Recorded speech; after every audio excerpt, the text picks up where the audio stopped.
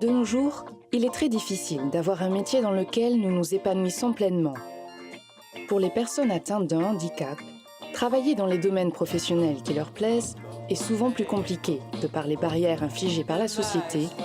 Pleines d'ambition, ces personnes ont aujourd'hui une revanche à prendre et déploient quotidiennement une énergie incroyable pour atteindre leur objectif. Nous allons suivre 3 personnalités bien distinctes, ayant accepté de nous raconter avec sincérité leur combat quotidien dans cette quête. Voici leur histoire. Olivier est un jeune entrepreneur franco-américain. Né en Californie, il y a passé son enfance.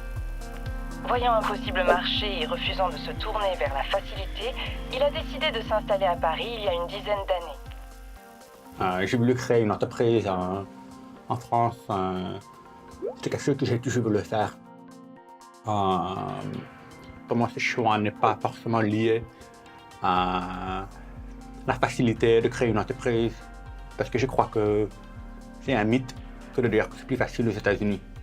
Parce qu'aux États-Unis, il y a beaucoup d'autres créateurs d'entreprises, donc vous allez vous trouver avec beaucoup de concurrence. Mon application s'appelle Watch Voice. Cette application utilise la reconnaissance vocale. Comme cette vidéo la montre, je lance un appel. Et quand vous me répondez, ça écrit ce que vous dites. Au niveau du projet, quand je me suis lancé, j'avais fait une campagne de financement participatif. Ça a très bien marché. Et il faut dire qu'au début, j'avais des appréhensions. Mais j'ai été surpris, agréablement surpris par la réussite de cette campagne. Changer les habitudes, des comportements, ça prend du temps. C'est peut-être ça la partie la plus difficile dans ce projet. Le vrai défi, c'était de rendre tous les téléphones accessibles. De manière très très simple, que les gens ne se rendent même pas compte que je suis en train de les appeler en utilisant cette technologie. On peut dire que je sens que les utilisateurs attendent de moi que ce produit réussisse, ce service soit mis en place. C'est important au niveau de la société que de dire qu'on va changer le regard des utilisateurs et des personnes autour d'eux.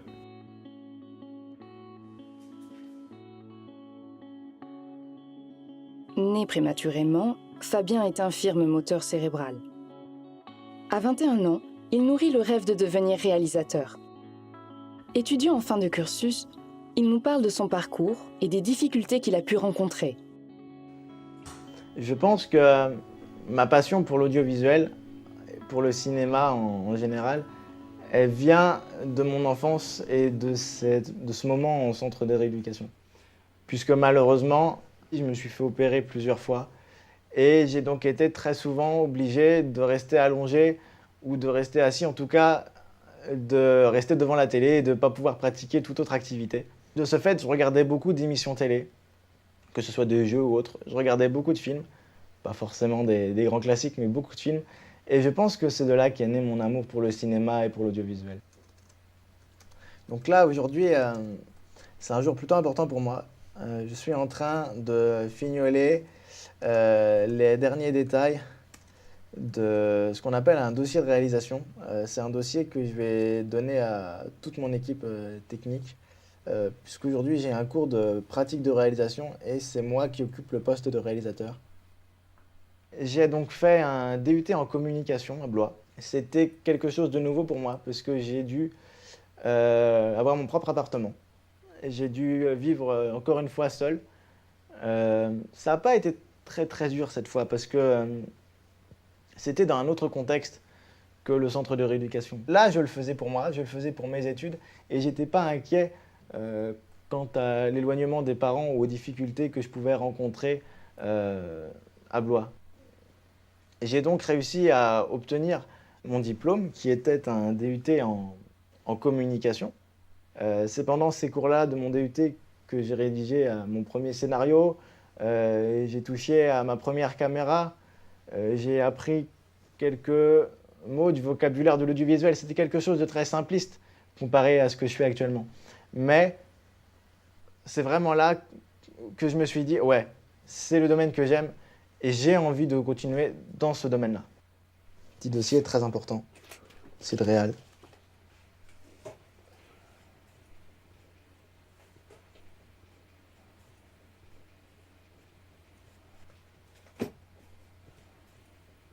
J'ai donc intégré une école de cinéma sur Paris, très orientée pratique, dans un cursus d'écriture audiovisuelle et de scénario. Ça a été quelque chose de très émotionnellement fort pour moi, puisque durant ce cursus, j'ai eu l'occasion de rédiger plusieurs courts-métrages, notamment un clip vidéo, et j'ai eu la chance de voir ce projet musical, ce scénario sélectionné pour être réalisé. Je m'étais dit au départ, ouais, ben, je vais le faire réaliser par quelqu'un d'autre, ou encore, au pire, je le co-réalise. Sauf que j'en ai parlé à mes profs, qui m'ont beaucoup conseillé, et aujourd'hui, je les remercie beaucoup, puisque finalement, ce clip vidéo, je l'ai réalisé moi-même. Je suis Fabien Brussi et je suis réalisateur. J'avais envie de faire partie de ce monde, de découvrir les coulisses de ce domaine, de cet univers qui s'offrait à mes yeux. La mise en place, les coulisses, j'étais vraiment curieux de savoir cela. Bon ben, je pense qu'on est prêt. Tout ce qu'il faut pour aller tourner, c'est nickel. À 29 ans, Ferdinand est assistant de projet des affaires juridiques à l'hôpital Gustave-Roussy. Sa naissance prématurée lui a entraîné une déficience visuelle, ainsi qu'une hémiplégie droite. Aujourd'hui, il nous raconte son parcours. Donc je m'occupe principalement des dossiers médicaux à donner aux patients ou aux ayants droit et des autorisations. Le poste que j'occupe actuellement, donc qui est assistant projet au service des affaires juridiques, a été possible en fait par la poursuite après ma licence d'un master 2 en droit de la santé, où j'ai fait le choix à titre personnel de me spécialiser en droit du handicap. Comme vous le voyez, le poste est aménagé. Grâce à la mission handicap, j'ai pu avoir l'écran, le clavier agrandi et un environnement professionnel qui est agréable à travailler. La difficulté, quand on est en situation de handicap, c'est de pouvoir, pas forcément se justifier aux yeux des autres, mais de trouver la meilleure solution aux problèmes que je rencontre actuellement ou que je peux rencontrer dans une situation donnée, en étant inventif, créatif et en essayant d'imaginer le rendu ou les besoins que j'ai.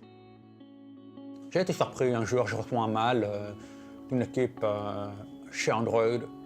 Ils me disent le projet nous intéresse, on aimerait venir raconter votre histoire. On a fait nos premiers prototypes à travers Google. Cet appel sera automatiquement transmis. Allô? Salut. Salut.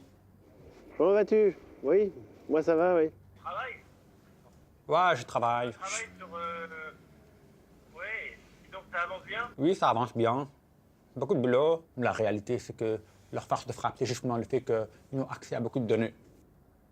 Google a été un acteur clé dans cette réussite parce que leur technologie de reconnaissance vocale était très pointue.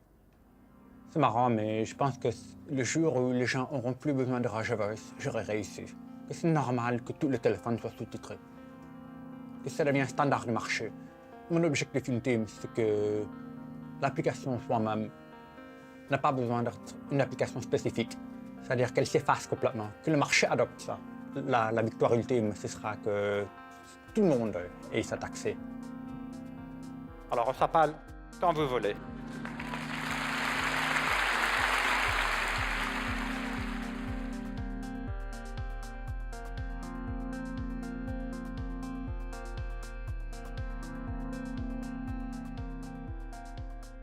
Qui a préparé son film?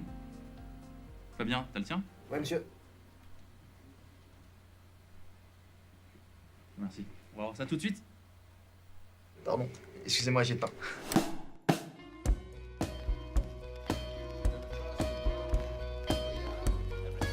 Là, c'est mieux, là. Ouais, c'est nickel comme ça. C'est plus proche de ce que je veux. C'est nickel Michel. C'est nickel, Michel.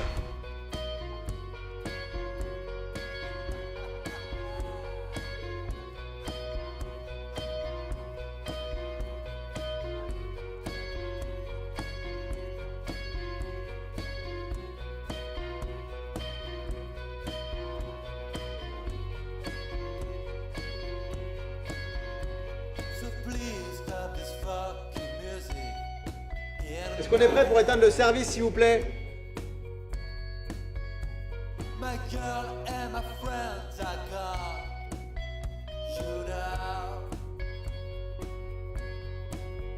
Ok, tout le monde est prêt? Moteur. On a l'image. Annonce.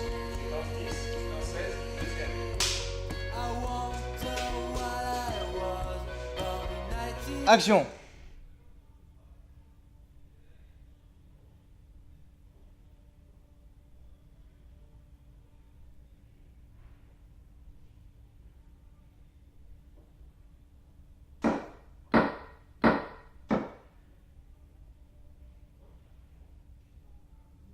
Coupé. Je suis globalement super content de cette expérience de tournage.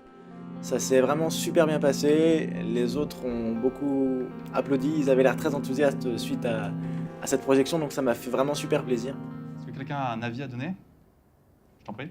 J'ai bien aimé la séquence que les élèves ont réalisée parce qu'on reconnaît bien les petites touches d'Hitchcock qu'il a laissées dans son film. Et les élèves ont vraiment réussi à récupérer ces petits détails et c'est ce qui relève un petit peu cet extrait. Merci. Je t'en prie. Quelqu'un d'autre? Moi, j'ai trouvé le montage vraiment bien rythmé. On sentait bien le suspense à la Hitchcock. Dès que j'ai un tournage, j'ai tendance à le faire à fond. Et je suis attentif à chaque détail, ou du moins j'essaye. C'est pour ça que je discute beaucoup en amont pour la production, pendant le tournage et en aval.